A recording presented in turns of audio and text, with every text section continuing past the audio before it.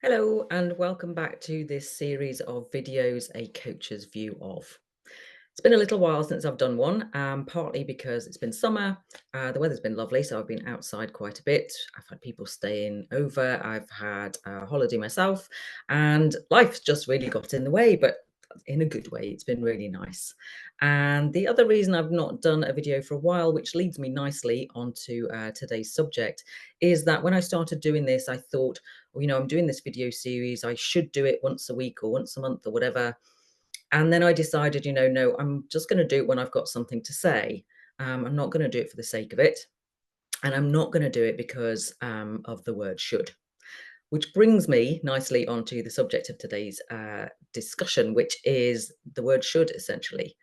And the reason that this has come up for me, if you know me or if you've seen some of my previous videos, you'll know that I'm really interested in the way we use language to ourselves and about ourselves.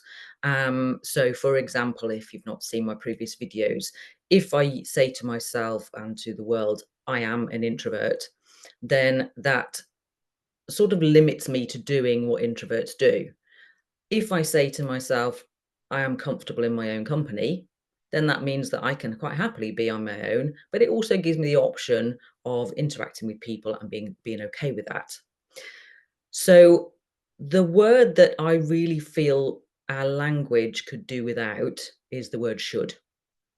And the reason why is because should comes along with it, certainly in my head, it might just be me, with a sort of a waggy finger. You should do this, you should do that.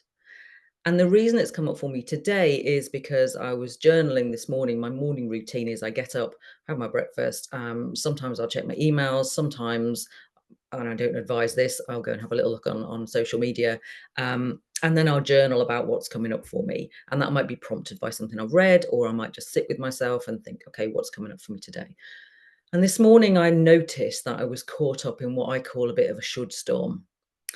And I think it started yesterday.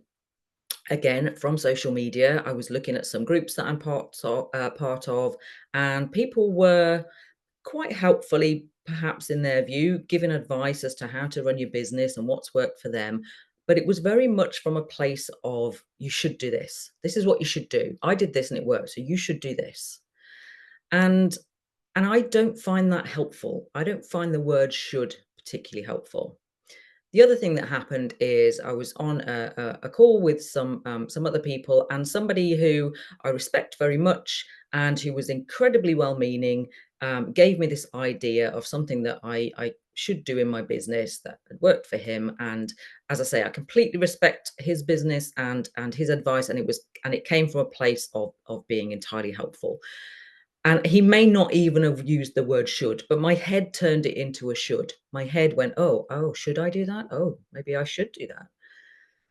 And it got me all caught up with uh I should do that, and maybe it doesn't feel right for me, but should I do it anyway? Should I do it because that's what everybody else is doing? And if I don't do that, and this is where should tends to lead, if I don't do it, it makes me wrong.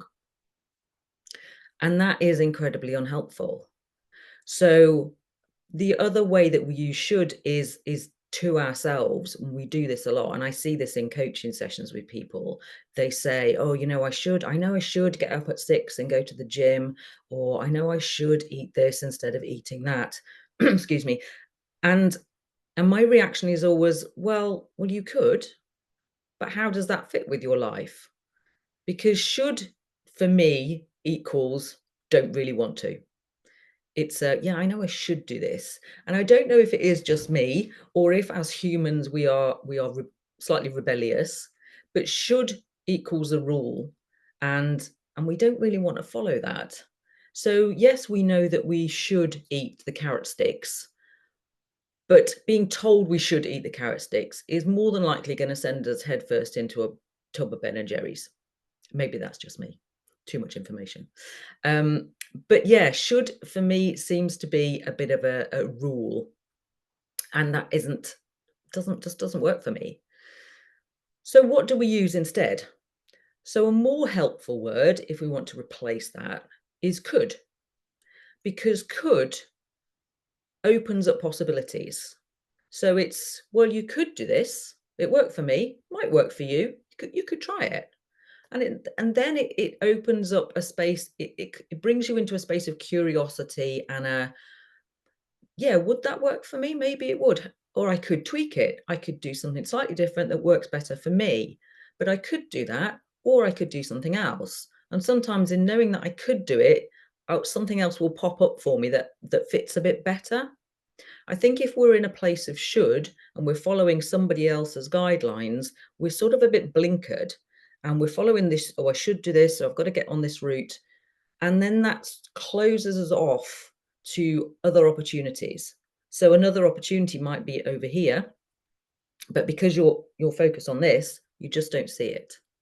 Whereas if you use the word could, oh, well, so and so is doing that in their business. Well, I could try that, or I could mess around with it and tweak it and make it work for me. I could do that. And then that it broadens your perspective. So it makes this thing that someone is telling you one of many possibilities.